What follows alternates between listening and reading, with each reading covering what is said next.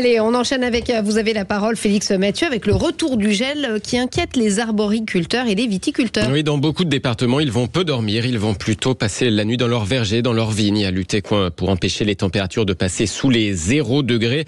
Alors tous les moyens sont bons, des bougies aux tours chauffantes en passant dans les cas extrêmes par les jets d'eau pour créer des coques de glace protectrices autour des fruits ou bien des bourgeons. Bonsoir Françoise Roch. Oui, bonsoir. Merci d'être avec nous dans Les Vraies Voix sur Sud Radio, présidente de la Fédération nationale des producteurs de fruits. Vous êtes aussi arboricultrice à Moissac dans le Tarn-et-Garonne. Il y a une vraie inquiétude ce soir pour les 2 prochaines nuits ?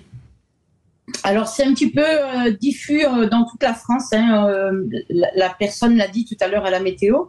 Nous, a priori, dans le Tarn-et-Garonne, on devrait avoir une gelée, mais dite blanche, c'est-à-dire sur le matin vers 4-5 heures, moins 1, moins 2, moins 3, pas plus.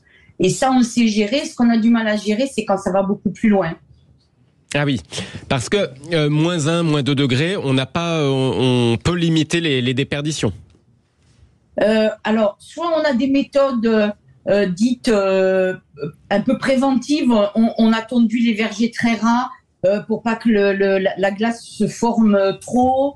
On a ouvert les filets paragrêle qui nous gardent un petit peu la chaleur aussi. Mais après, dans les zones les plus sensibles, on est un peu habitué malheureusement. Et on a la fameuse aspersion dont vous parliez tout à l'heure, ou les tours avant pour nous protéger.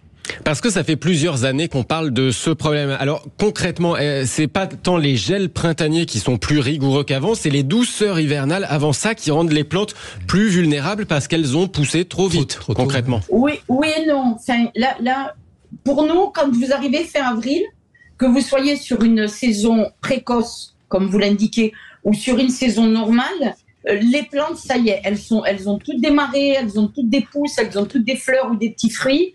Et donc, elles sont toutes, à fin avril, elles sont toutes sensibles.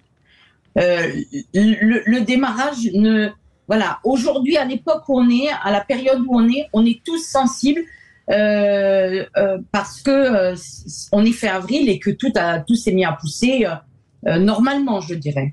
Félix, pardon, comme vous êtes devenu un spécialiste du gel, parce que ce sujet, vous l'avez traité à peu près il y a 2 ou 3 jours, vous pourriez demander à cette dame... Vous pouvez lui demander vous, oui, mais je voudrais pas dire d'erreur technique dans ma question, s'il faut la même infrastructure que pour le précédent.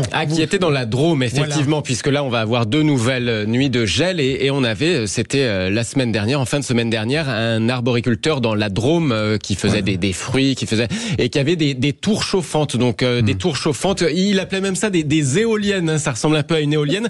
Donc là, c'est vraiment pour lutter quand on a plusieurs degrés dans le négatif.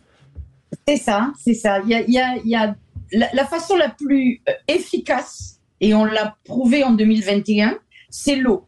C'est les fameuses coques de glace que va créer l'eau quand on arrose un verger. Ça, c'est le plus efficace. C'est là où on arrive à protéger. On a même protégé jusqu'à -7. Donc, c'est vraiment une protection importante. Les éoliennes, à moins de rajouter, comme fait la personne, un chauffage qui permet de réchauffer l'eau, réchauffer l'air. L'éolienne, elle brasse de l'air. Et donc, si elle n'a que de l'air froid à brasser, c'est dangereux parce que elle va renvoyer de l'air froid sur les arbres, c'est dangereux. Donc, il faut qu'elle aille trouver de l'air chaud quelque part.